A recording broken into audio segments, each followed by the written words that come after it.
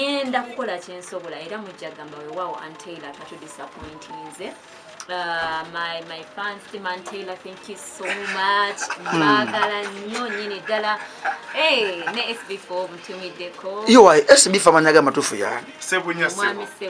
Mwami Sebunya. Owaye mu kusooka nagenda ndi ku TV nkulaba nga ndabanga alina olubuto ate leero nkulabye ng'oli kwalaali ku social media basobola okunfuna Facebook Aunt Taylor, Instagram Aunt Taylor UG. Jakayagala akalega black si buno obulegalega mulimu akalega obulega okoyambala noyama ne ka blouse kamusala nkwawa nga akalega takayiseemu mulimu omukazi ayambala akalega n'abanga alina kalina yessabo akalega bulega kachafu kaguba n'amazzi agavaamu nga machafu onayambadde obulega buno obuliko bu stripes kikalega kosiba nti ebbeene etulamu nga tetibya byapatatadde terikoze ABCD tuddemu bukalamu omusoga nga wakoba bukalamu nyenze abantu basinga okubanga baagala yambadde kalaki akabikka omulalu ebbeene y'omunda awenzija naye muzikirize bwaseka bwati amannyo gali kwalaali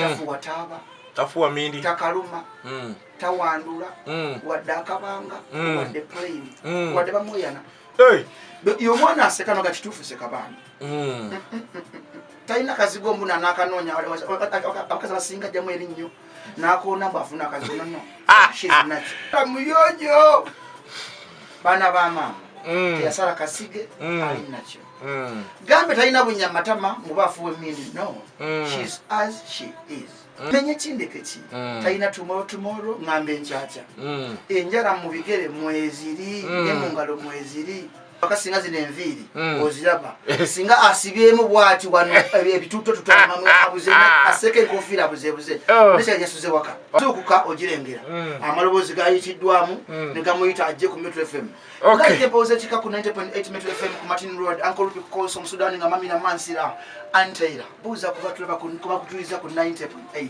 aye ndi musanyufu nnyo okubeera wano mu butuufu oliko gundezo zoyogera empewo z'ekika zoyogera neyanza nnyo Musudani neyanza nnyo Rupi thank you so much Metro FM zalika empewo z'ekika Stickman Musudani son of Mama Namutidde Omugalanda omubwati mukwano gwa mulobere sala amamiri amansira olovolova same ABCD uncle yeah Uncle Rupi tatamabira McLean ali ku console ali kwa t-shirt ka red kapali ka black wali ya from red Valentine ajamba dogo chali no problem nange nesu na kaskavu ka red kalibu black kali t-shirt ya red kuni white why toma ichi mu studio don't know ali woneno masoga fa kemba kamude wendi ye muchali beautiful omuntu bwoti zabuje muna ku TV ngamba wali ulegera chance mutuleko maso bwenti mumonya mugala SB4 wamukulutya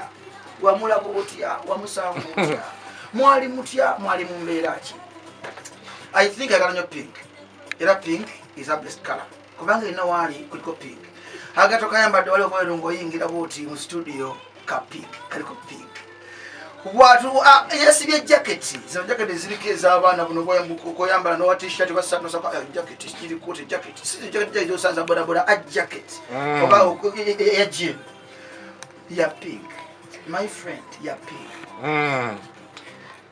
waimbi yaboni kanyimirire ya pink naye ate yeke nyini ayambadde olugoye lwa black ayambadde empale kitegeeza zakala crashinze she's okay achali ku right si passion police wabanga tuli mu 10 mu 10 yakafuna omusanvu yesebo tambula mpola ayambadde aka t-shirt kaliko Louis Vuitton omugaga omu ku bagaga basinga obugaga mu Bulaaya mu Europe nsubira ensi gyavaamu musajja yizo kwa Italy ensi z'abadoni ebo ensi zakolamu omuntu ageza okambala esaati eziri kungala okuliko polo okuliko Gucci okusiza layisima na mama awa yambadde linnya so tosanga sanga omuntu ngayambadde Louis loga t-shirt ya lace no my friend she's putting on a black t-shirt atenga ya V kola yayo ya V collarless t-shirt ya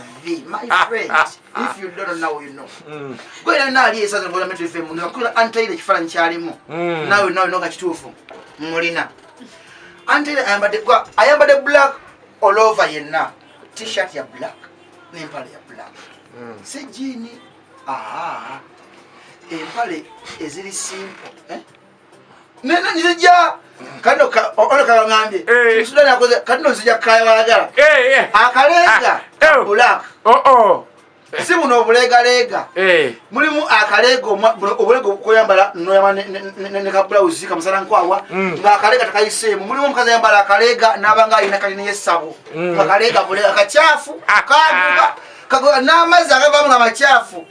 Onayamba obulega buno obuliko bu stripes. Okay. Kikalega koseba nti ebene itula ne tetibya byapatadde terikoze ABCD kitudde mu bukalamu. Omusoga nga wako wabukalamu. Kutidde. Nyenze abantu basinga kubanga bagala. Yambadde kalachi akabikomulalu ebide yo munda awezija bana ba matomanyi. Antaila ayambadde nga abazungu. Nga bali mu summer winter. Kugamba ayambadde nga abazungu nti everything on her chili free. No, ali mu weekend. Yavudde waka as a for radio interview ali free.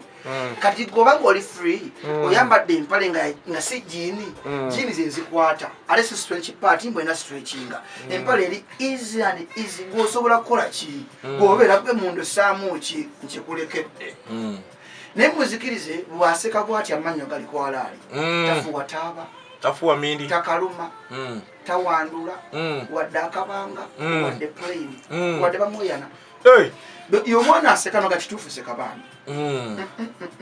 Taina kazigo mbuna nakanonya abakazi basinga jamu erinyo. Nakona mbafuna kazigo no. She's nacho. Botuna amaso gali nacho checho. Abakazi asinga bajja interviews ngena ku radio eno CTV kwekola ko nzona umekola alina ka simple makeup. Yes is akazigo ko obaka vaseline obakani alina nacho. Taina njala mbuna ate anale mokozeza ezesi before mbate njala zaganye kola wetu asobola okunyiga emmere. Enjala zonna yazisala kalwene ono lwa wakati yalusate kuliko lwala. Segeza mukyala muyonyo. Bana ba mama. Yasara kasige alinacho.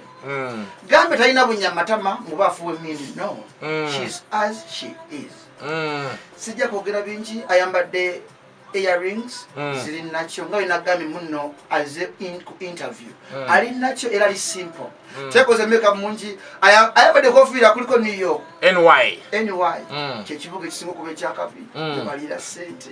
Mbere ebitunde byamanyi ebivule bya menye chindeke ki taina tomorrow ngambe nchacha enjara mu bigere mweziri nemungalo mweziri abatuliza munzikirize yasuze kwawe yasuze ku home yasuze waka kitegeeza dress code ya waka akedde bulungi nnyo singa tizeze yasuze waka singa zine enviri oziraba singa asibyemu bwati wano ebituto tutamamu abuze aseke kofira buzebuze nesha yasuze waka yasuze n'omukulu nga bali mu nyumba waka era happiness ogira ati enzukuka ogirengera amalobozi gayikiddwamu negamuyita ajje ku Metro FM Like pose chika ku 90.8 Metro FM ku Martin Road Uncle Rupi Calls from Sudan nga mami na Mansira Antaila buza kuba tulaba kuba kutuliza ku 90.8 yeah 0.8 Metro FM ndi musanyu funyo kubeera wano mu butufu oliko gundezo zoyogera empewo z'ekika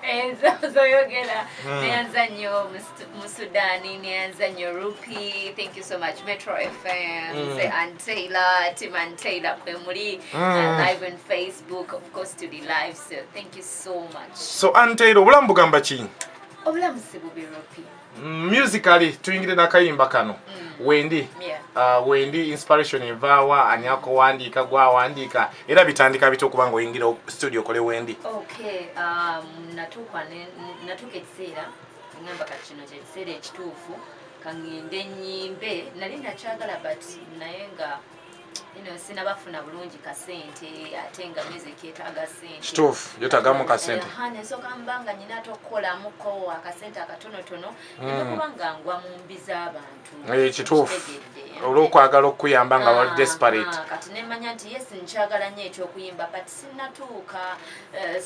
sinatuuka kubanga nsobola okifuna kulwansonga kyali kyetaaga akasente kati awo wenabanga nsoose okukolamu kakatonotono neŋŋamba why not I think it's the right time let me go to studio nkole oluyimba era nasooka n'oluyimba lwa Wendi yaluwandiika bamuyita omukulu Jamie Culture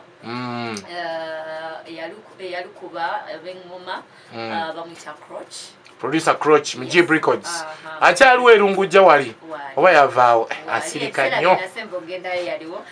nnyo Croch you know so from there I did a video with Avatar Films ey'omukulu Kimura yes ye yadirectinga ne concept kuno waliwo omanyi ngenge ejjakwasaganya emirimu egy'enjawulo kuno waliwo yamuyambako naye ngeri ekitongole kyekyo company yemu ye so yeah neŋŋamba I think it's time to go for it so I went for it so kawendi kano okakola banga ki emabegako before projects gy'oleetera olunaku lwaliro empya that was 2019 around December yes okay so it's now a year after ya otuzizaako akalala koleesa olunaku lwaliro banayegana okubanga bawulira Jane ebadde etya nga sinajjaako ka premier olunaku lwaliro n'abantu ku masimu babe nga atubuuzaako Jane ebadde etya okombeera engeri gye tuli mu entertainment yes oli mu entertainment oweereza ku TV newasigadde n'ebisigadde naddala events y'ebulango n'ebisigadde Jane endongo eno okupika n'okuba nti abantu